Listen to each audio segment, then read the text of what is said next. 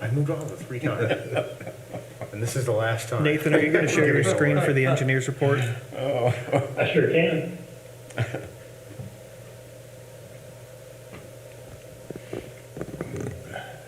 Rob's going to be so mad.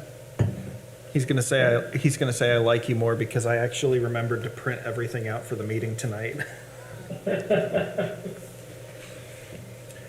My guess is Robert's used to people liking Nathan more anyway. I don't think this is going to be any Not a- surprise to him. Not a new revelation. No.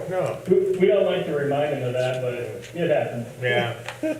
Sometimes you just know. I described my brother to my mother as her favorite son all the time, and she doesn't even bat an eye. Yeah, okay, that's him. Yeah. And I've just learned. You know, Yeah. It is what it is. Yeah. Just get used to it.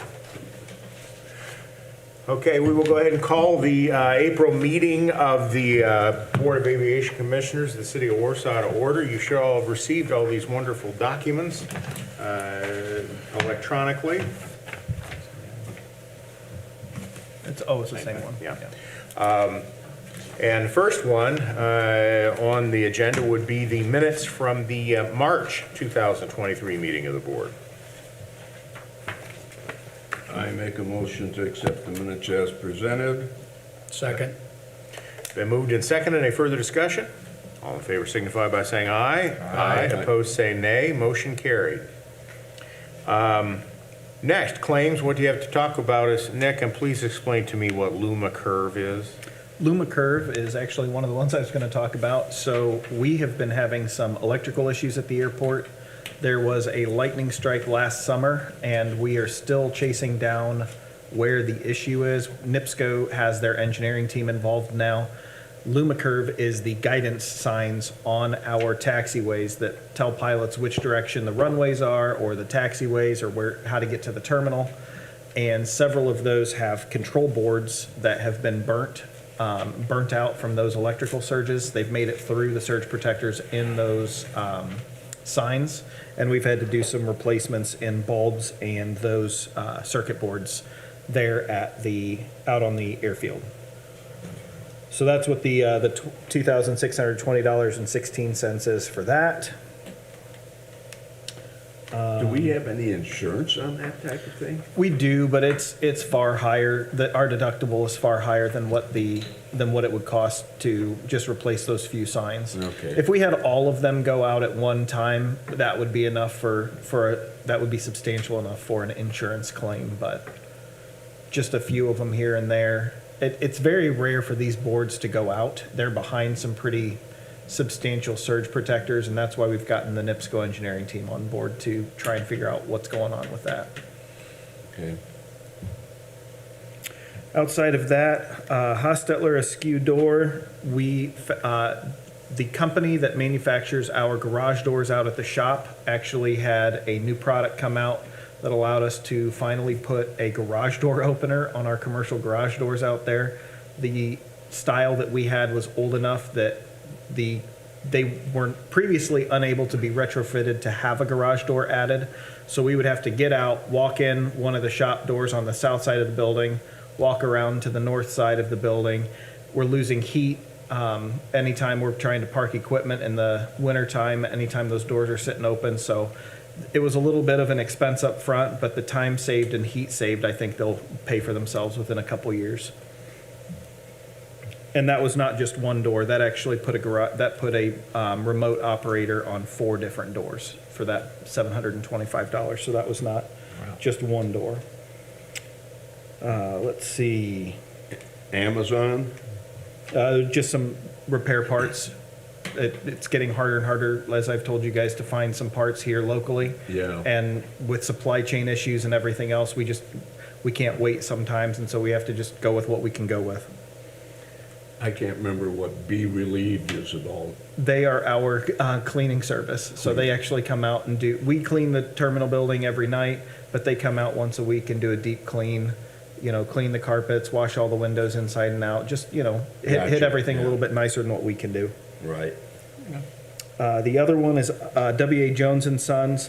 for $1,818.49. That is for some parts for some plows that were damaged over the winter. We have actually filed a claim with Western Plows. These plows are less than 1 year old. They've not been in use for this winter was the first time they had been in use. And we had 3 plows that were all damaged in the exact same way. And we don't know why they were damaged, because, you know, if you're plowing inside of, you know, on a city street, you have manhole covers and storm inlets that you can hit, and that can damage plows. We don't have anything like that at the airport, so we have no idea what is going on to cause these plows to become damaged. We've contacted our local distributor, W.A. Jones. They've gotten involved, taking pictures, and they're helping us try to figure out what's going on with this. Were they installed incorrectly? Is there a part that was defective that we received? We just don't know, because 3 trucks within a week and a half all had the exact same issue on those plows. So we're trying to figure out what is causing that. And they were all different drivers. There's 6 of us out at the airport that use these 3 trucks. They were all damaged in the same way on different days with different drivers. So it's not one person doing the same thing every time. It's a unique situation for sure. Any other questions on the claims? Nope. I move we accept the claims, especially the $51,146.95 for Accent Aviation.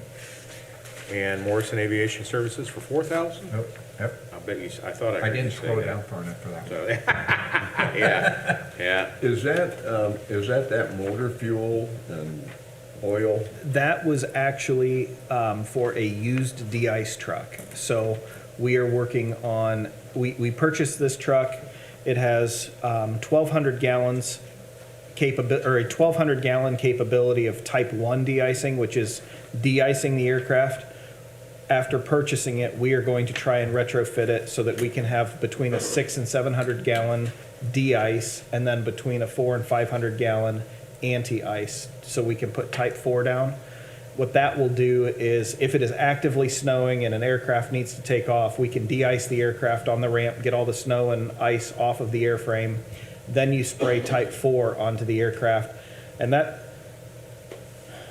don't quote me on this, but type 4 is it's got the consistency of mucus. It really sticks to the airframe.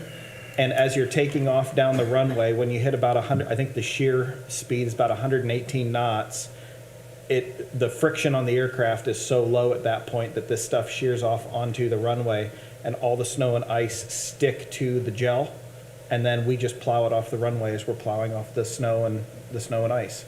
And that's how you keep aircraft from getting snow and ice to stick to the wings and the tail and fuselage and the rest.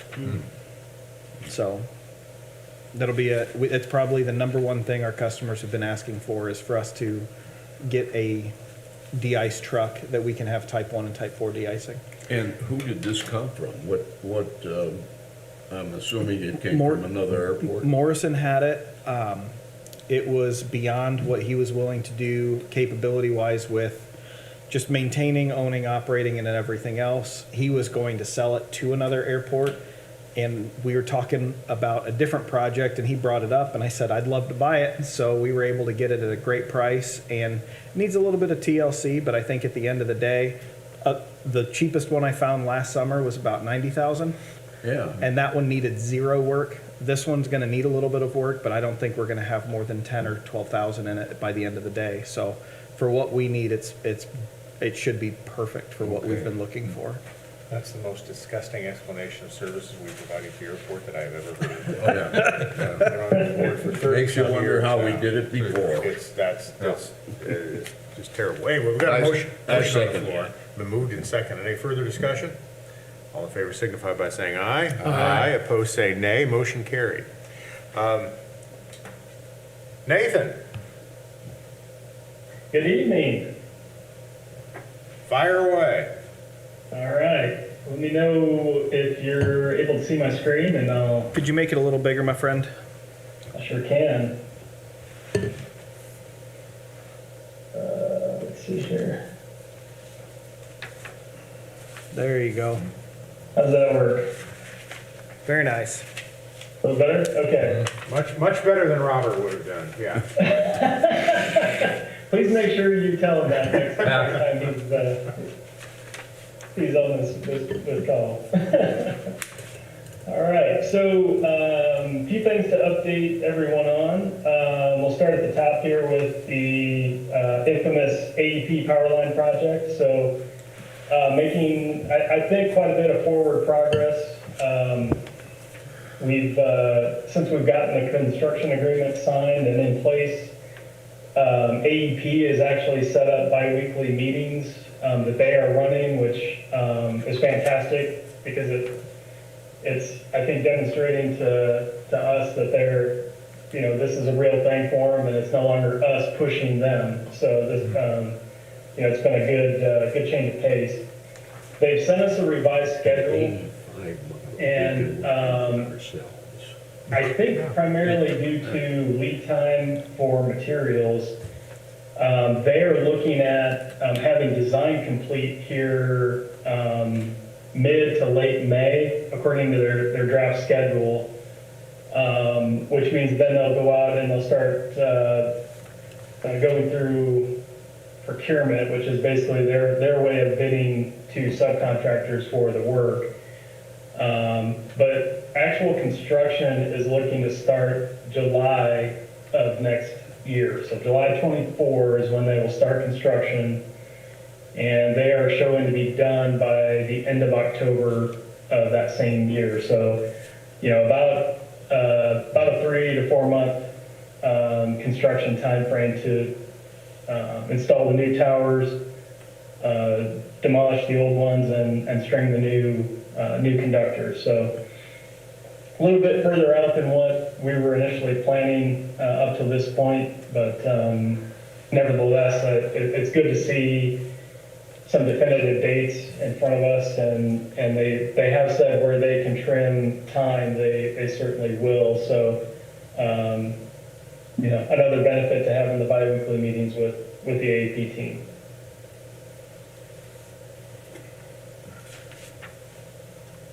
Any questions on the power line project? No, just disappointed looks on those dates. Yeah. Yeah, I can tell you we had the same, but trying to see the bright side, and there is a finish line. So. And Nathan, All right. I'll just piggyback on that. They did say one of the big issues that they had was just getting the actual towers built. Those lead times are over 13 months now. They used to be 3 to 4 months. And so just getting shop time with the manufacturers to actually build the towers has become increasingly difficult. They've been doing everything they can to try and trim this time off, but the other big factor, and Nathan, correct me if I'm wrong, is they have to get this scheduled with the Department of Energy. So not only do they have to have all of the supplies on hand here, ready to go, but they have to get approval from the DOE to be able to move forward with this project. So it's not just a sourcing issue, it's a scheduling issue as well, because it is a part of the national power grid. So it's an unfortunately complicated process that just is going to take a little bit more than we had originally foreseen. Nick, is a construction date moving into 24 as opposed to 23 going to affect any of our funding sources at all? As of now, we should still have the project complete with no issues with our funding sources. Okay. And we've been meeting with the FAA, and they know where we're sitting with all Yeah. these projects. And exactly how many towers are we talking about? Nathan, are we at 5 and 7 right now, or 3 and 7, excuse me? They are looking at 6 new structures. It is 6 and now? and removing 3. They had been bouncing back and forth between 6 and 7, so.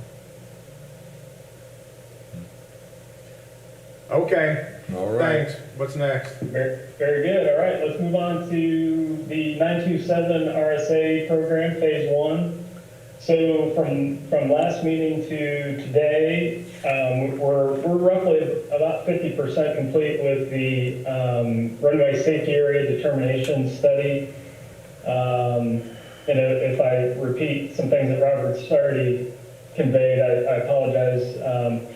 But we just completed our internal QC review. Actually, earlier today, that I was the QC reviewer, so I completed that portion of it about lunchtime today. So a lot of good things. I think good information. Some of it we already sort of presumed or maybe even knew that existed, but there were some other things I think that we'll be able to convey to you as the owner when review of when the documents provided to you for review. So one thing to note is that just based on the aircraft that you have operating there today, honestly justifies runway 927 to be a little bit longer than what it is today. So that's a great place to be, especially coming out of COVID, and just the activity that you have supports that. So the other thing that we're finding that quite honestly, I think for most of us, on this meeting, it's no surprise that improvements to runway 927 are most likely going to have to go eastward, which means impacting County Road 100 East. And so what does that mean? And so when Nick and I met with the FAA back in March, it was March 22nd to be specific, a lot of the conversation we had was around this program and where it was going. And one of the things that we had mentioned is the local community aspect. And one of the elements that really revealed very high levels of support from not only the FAA but NDOT as well is the potential for the airport authority, and mainly being that united voice for the local community and the drive behind the improvements at Warsaw. So a lot of good feedback, early stages at this point, but for us, the next steps are making some final edits to the draft RSAD report. We'll be providing that to Nick for review in the next couple weeks. And then ultimately, we're going to be submitting that with a forecast update in the middle to latter part of May. And that's based on the FAA's guidance to us was to submit both of those things together. So we'll be a little bit early on the safety area determination, but we'll be hitting stride with the forecast. So any questions on where we've come with the program definition? Anything, gentlemen? No, don't think so. Okay. So one item we do need board action on is for CHA's invoice number 3 for this project. The total invoice amount is $71,225.90, and then that breaks down into federal, state, and local shares. So the local share is bolded, so it demonstrates what's obligated by the city, and that's $3,561.29. I move we approve invoice number 3 for CHA for the amount of $71,225.90. Second. Been moved and seconded. Any further discussion? All in favor signify by saying aye. Aye. Opposed say nay. Motion carried. Okay. Anything I needed to cover on the phase 1 before we move on? The only thing I was going to say is, boy, I wish I could, with those numbers with FAA and local share, if I could go out and buy a new work truck, $3,500 for a $70,000 truck, that'd be pretty sweet. No, nothing more on that. You covered it, Nathan. Okay. Very good. All right. So another new task order that we're looking to seek approval for tonight is task order number 5. And this was on the ACIP for this fiscal year for 2023, and this is a wildlife hazard site visit.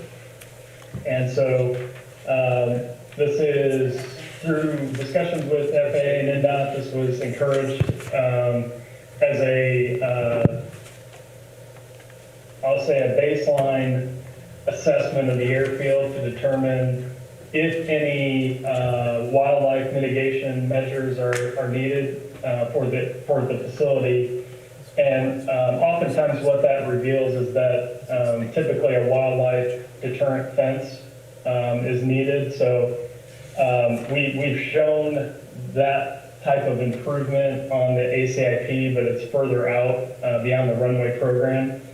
But the magnitude of this task order fit, I'll say, fairly nicely with where we're at with the CIP, so to do it in FY23. So one thing I didn't have on there, a couple things. First, we'll plan to start the work in August of this year and be complete by the end of the year.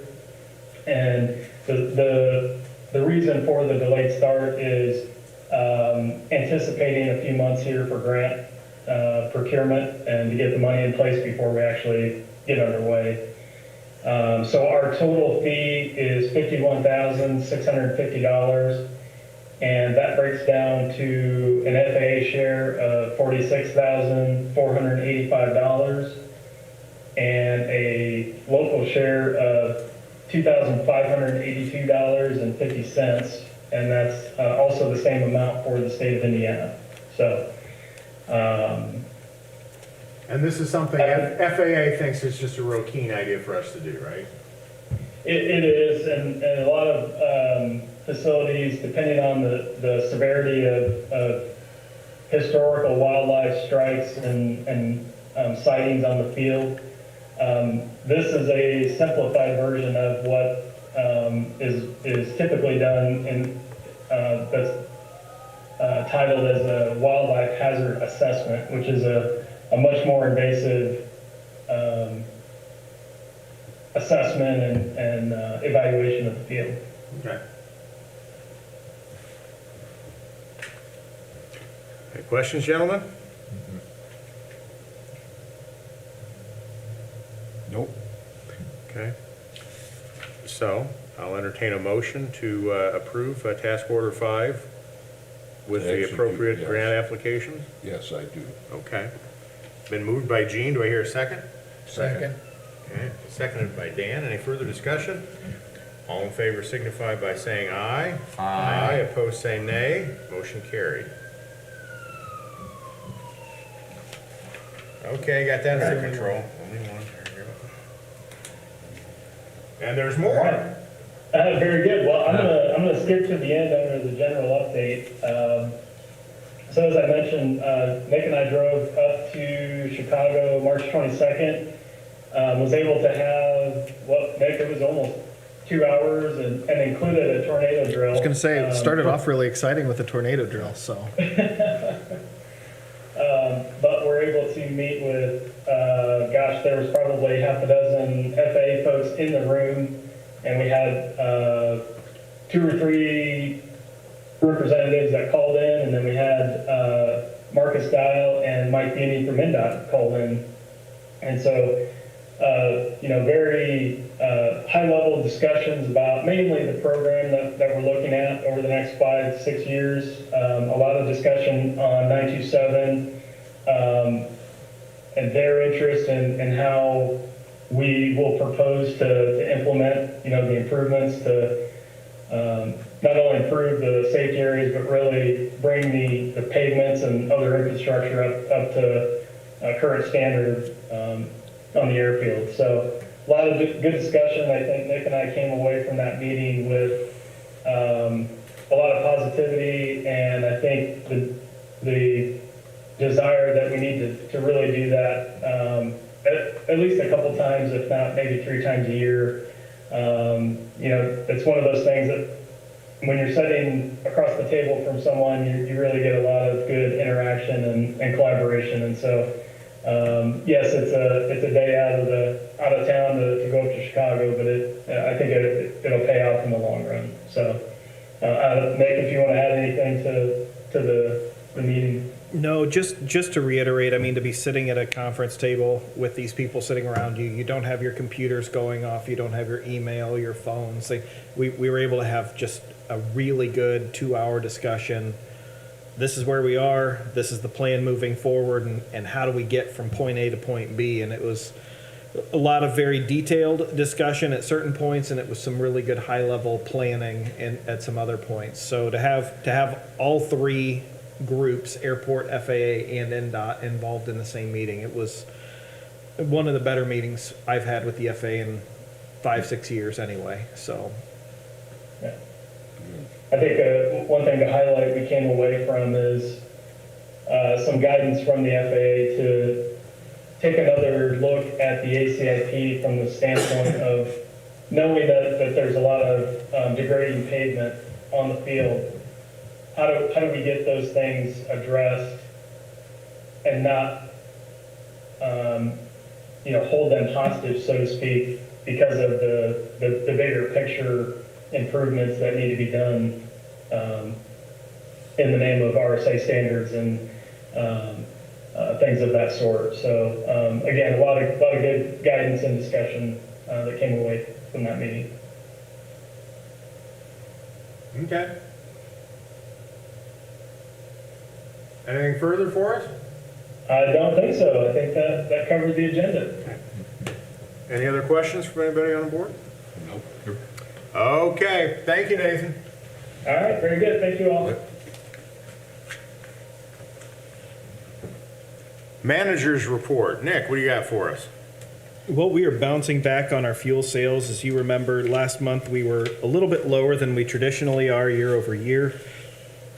And so to be able to bounce back and have those that, you know, we're not back to where we were last year, year for year. Last year we were about 48,000 gallons sold.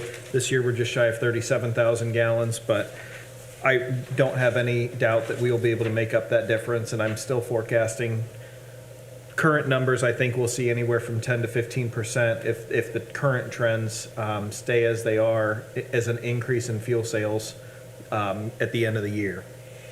So any questions I can answer specifically on the fuel usage report or the income statement.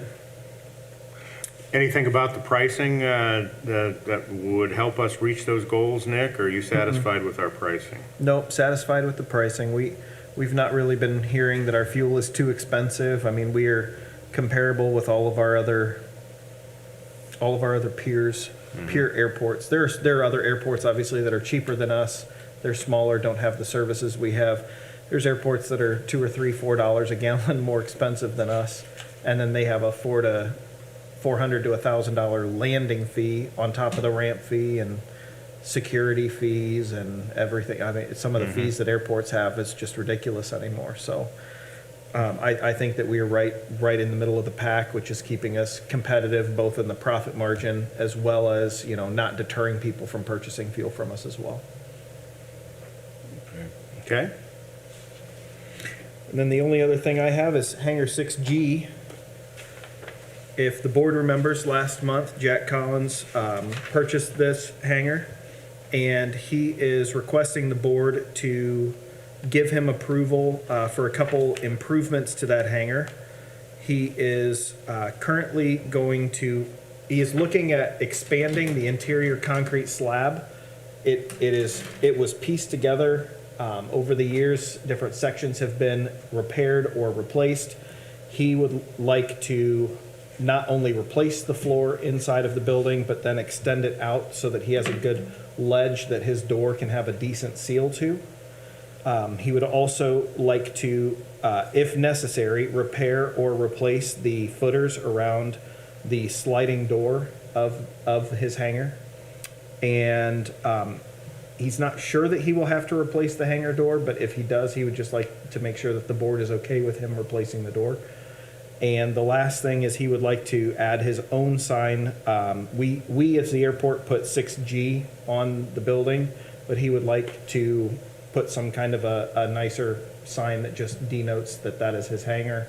And I don't have an issue with any of these. He's already improving one of the hangars that needs the most attention at the airport, and so I support this 100%. He's going to be painting it later this summer and doing some other general improvements as well, so, Would he be the first person to have an individualized sign out there on a hangar like that? no. No. We have several of them like that. But we do have a sign guidance policy in place that requires the board to sign off on that. And the sign may not be more than 30% of the width of the board, or of the building, and then whatever that width is, divide that by 3, and then that is the total square footage that the sign can be. So if the building is 30 feet wide, that means the sign can't be more than 30 square feet, 10 feet by 3 feet, and that's how you get that square footage. Okay. So, Okay. Nobody pressing the boundaries of size or taste. no, Okay. no. We need a motion on that. Yeah. Yep. John, your turn. I so move. That we allow him to make those repairs. I'll do the second. Okay. Been moved and seconded. Any further discussion?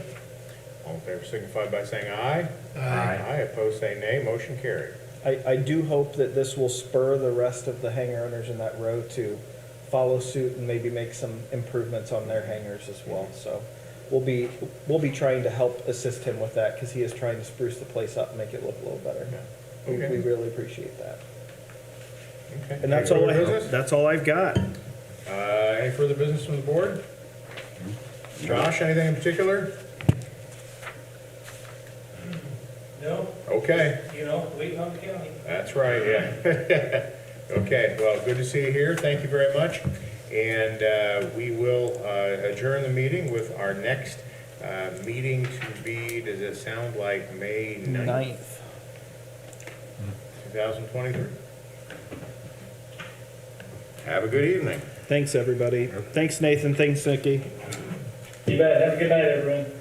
Bye. Bye.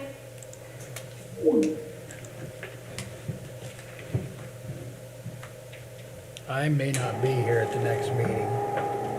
Okay. That's just what I was checking too.